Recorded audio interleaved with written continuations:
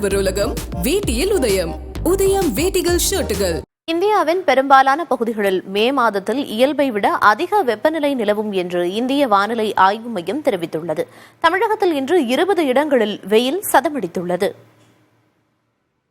தமிழகத்தில் அதிகபட்சமாக வேலூரில் 111 டிகிரி ஃபாரன்ஹீட் அளவுக்கு வெயில் பதிவாகியுள்ளது. அதேபோல கரூர் பரமத்தியிலும் 111 டிகிரி ஃபாரன்ஹீட் அளவுக்கு வெயில் பதிவாகியுள்ளது. கரூர் பரமத்தியில் இயல்பை விட 7 டிகிரி அளவுக்கு வெயில் அதிகரித்துள்ளது.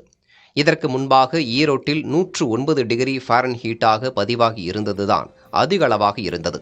இன்று அதைவிட அதிகமாக வேலூரில் 110.6 டிகிரி ஃபாரன்ஹீட், அதாவது 111 டிகிரி ஃபாரன்ஹீட் அளவுக்கு வெயில் கொளுத்தியுள்ளது.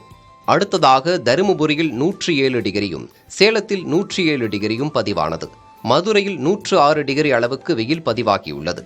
சென்னை நுங்கம்பாக்கத்தில் முதன்முறையாக 100 டிகிரியை வெயில் கடந்துள்ளது. மீனம்பாக்கத்தில் 105 டிகிரி ஃபாரன்ஹீட்டாக வெப்பம் பதிவானது.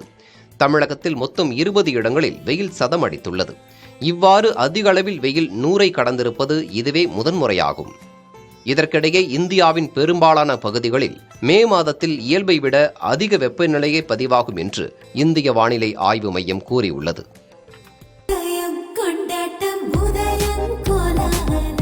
ஆடவர் உலகம் வேட்டியில் உதயம். உதயம் வேட்டிகள் ஷர்ட்டுகள்.